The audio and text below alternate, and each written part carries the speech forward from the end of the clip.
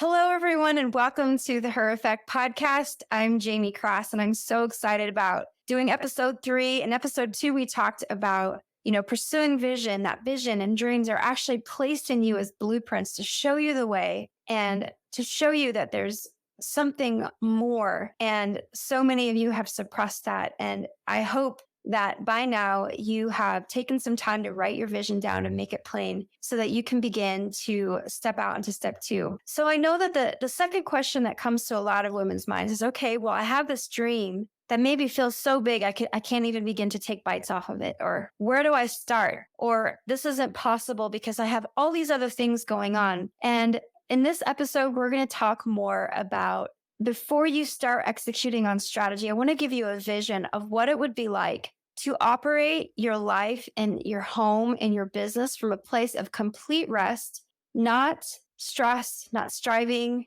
not, oh my gosh, I'm juggling 50 different things. Because let's be honest, we see this hustle generation. We see this like women are stressed out. They're overwhelmed. They're overwhelmed with being moms. They're overwhelmed and miserable in motherhood, which is a sad thing. It doesn't have to be that way. They're overwhelmed with running and managing their home. And the idea of adding one more thing is like, I can't even begin to think about taking something else on. But let me set you free in this area as well. And this, I think, will hopefully blow your minds a little bit. Maybe you've heard this message before, but this is something that's stirred in me for years, especially as I talk to women. I'm like, no, it doesn't have to be that way. We have to start thinking with a limitless mentality that it's not, can I do this? It's, how am I going to make this work? How am I going to make this happen? Jesus came to set the captives free. He came to give you life and give it more abundantly. And so there's no roadblocks for you. There is no roadblocks. And so begin to take the lid off and begin to think about your life as one giant opportunity to have an amazing, fun life that impacts people and changes the world. Or, if not everybody is like giant visionary person, I want to change the world, but some people are like, man, I would just love to do this thing and it would be really small, but it would make me feel so happy. And I can promise you that the outflow of your gifts, which are meant to be stirred up and expressed, will begin to create life and an illumination and activation deep inside of you that really just makes your life shine. So I want to talk today more about how you can delegate roles, which, let's be honest, it takes profitability to be able to hire help. And so one other thing I really want to help you guys get comfortable with is the idea of becoming wealthy and rich and having a lot of money and making a lot of money. A lot of people get confused, and it's just different, maybe in different cultures, but I see it a lot. Women are like, oh, yeah, it'd be nice to have things, but I don't care about stuff or whatever. And I'm like, hey, I see everywhere, and I'm always going to go back to scripture. And like I said, whether you're faith-based or not, these things are just life, principles that can help anybody. But when we can look at scripture and see guys like Solomon in the Bible, who was the wealthiest man to this day, and God gave him all of that. And Abraham, who was incredibly wealthy, and David, wealthy. Proverbs 31 woman was wealthy.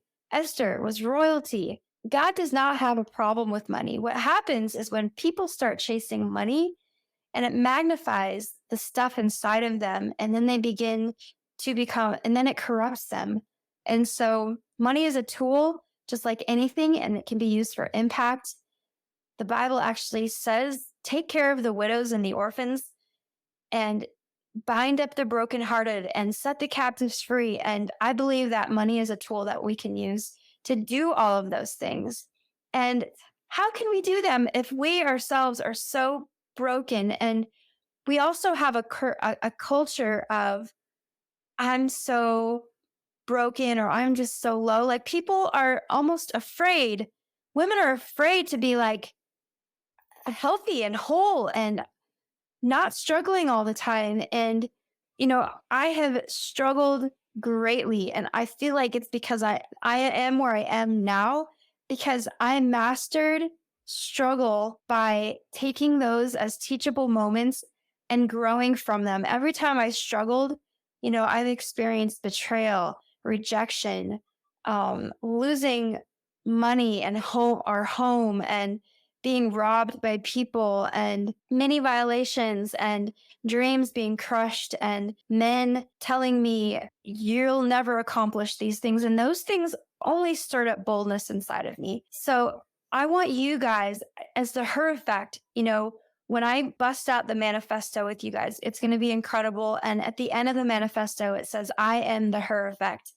And I'm going to define her for you here in the next couple episodes. But her is a word that is so filled with power.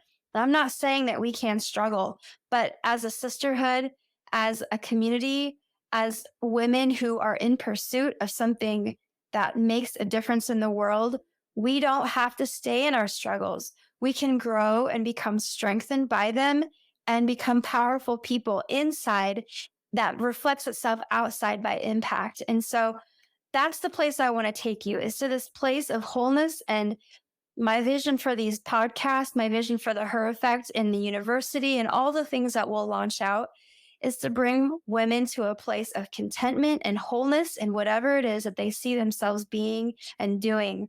And I'll try to really stay zoned in here in what we're going to talk about. But let's talk more practicality, hiring out. There's a couple different areas that I really believe it's important for women to feel free to hire and delegate and have help in. And I'm going to use some biblical examples that are amazing and empowering. But I've got a lot of friends who are so stressed out. They don't have the time to accomplish the things they really want to accomplish. They don't even really have the time to to invest quality moments into their children and their family because they're spread thin. And I'm like, why don't you? There's 3 key roles in the home that I believe will set a woman free. And of course, in my business, I now have, I have 19 people working for me. And my goal by the end of the year is to have over 100. That's the kind of growth I want to see. And we're getting there. But 3 key roles in the home. And eventually we will talk about how to understand and build those key roles in your businesses as well. But let's talk about the home first. So one is, if you have children, having a nanny. And I say that to women and they look at me like, oh, I could never have somebody else raise my children. And I'm thinking, what? That's such a limited view on nannies. That's not what a nanny does, first of all. And since when can we send our children to school for 9 hours a day into the system? They come home and then they have homework to do. Tell me that you're not delegating a large portion of their time out to somebody by doing that. So I look at a nanny as a helping hand who can come in and support you in the areas that you need. There's always gaps. And this is why mothers are like pulling their hair out. They're overwhelmed and stressed because they don't have help. Women were designed, we were not designed to do motherhood alone. And anytime you see brokenness, misery, overwhelm, it's because something's missing. That's like a key component. Like, oh my gosh, I'm really miserable right now. Why am I not enjoying motherhood? I've waited my whole life to have children and now I'm miserable. Well, it's not supposed to be that way. So let's just clarify that to begin with. Motherhood should be a joy. Children should be a joy. They should not be a burden. And I can tell you, having 4 children, that I've created the way that we manage our home.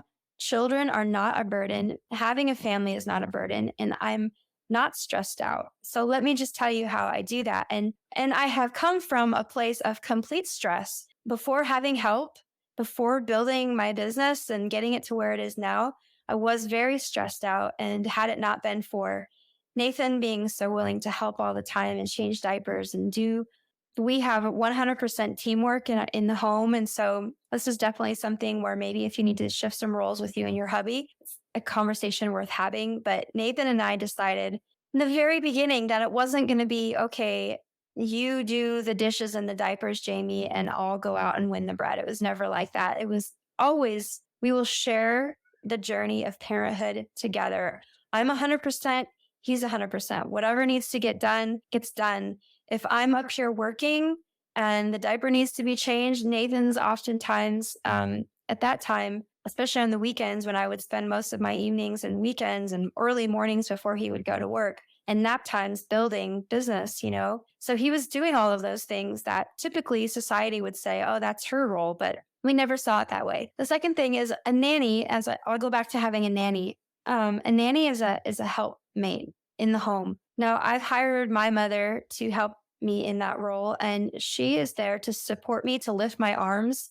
And I want when I spend time with my children for it to be high quality, nurturing, empowering moments that I don't have to do anything else but think about them. And even if there is like, let's say I'm doing dishes, I want my kids to be part of that and I don't want there to be stress. So there's not necessarily any rules about what you should have your nanny do. For me, it was like, okay, what are the areas that are stressing me out? And I'm going to bring a nanny in to help alleviate that. So my mom does my grocery shopping. A lot of times, sometimes I love to grocery shop when I just want to like walk through the organic aisles of food and amazingness. But if I'm busy, then she does that. She does my food prep. She's there with them throughout the day, doing nap times, feeding the kids. And I pop out of my office and we'll have like 20-minute quality sessions with the boys. I took Seth on a date this morning, but she's there to be a help servant. And when you are a helpmate, and if you look at Proverbs 31, she had maidservants in her home helping her do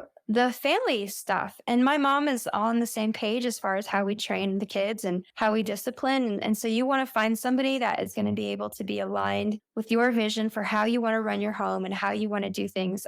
But she's by no means raising the boys. She is there supporting as a support role. And I hope I've explained that well enough. I would love to get feedback and questions from you on that so I can really dial in more deeply into what the pain point is and the need. But I know for me, I was just stressed all the time because I was doing business and mom and doing a lot of things when Nathan was working full time as a teacher and as a coach. And it was always stressful. And of course, training kids is a really big part of having a lack of stress in the home.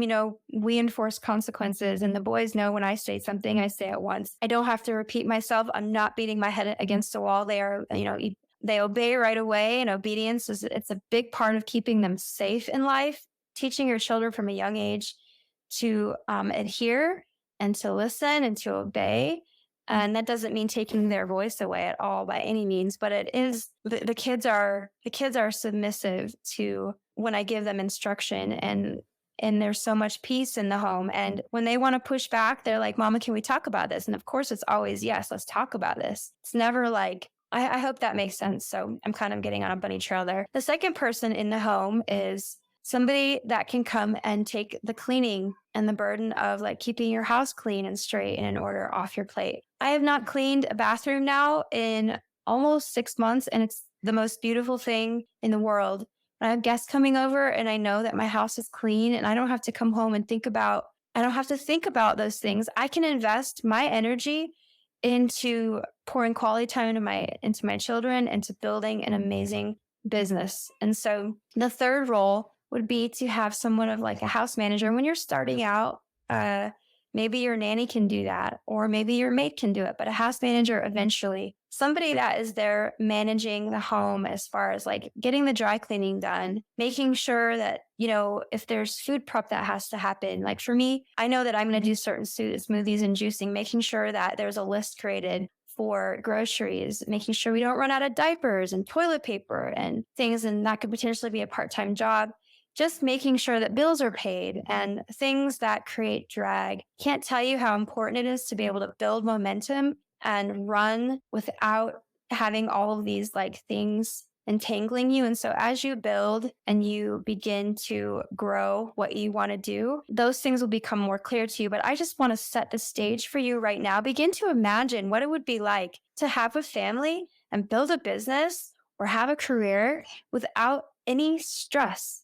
It is possible. And I can tell you that I operate at about, and there's a lot of stressful moments, but I think because of the struggle and the pain that I've experienced, I've gotten to a point where I just handle everything peacefully. It comes and it goes. And I just am able to manage situations with strength. And that takes practice.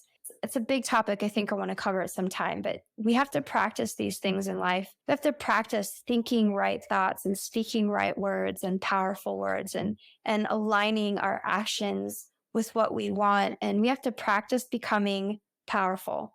Practicing power is going to be one of the biggest and most profitable things you can do in your life. So we'll talk about that some other time, but practice, like just something for you to start thinking about is practicing power. But anyway, so that's it for today.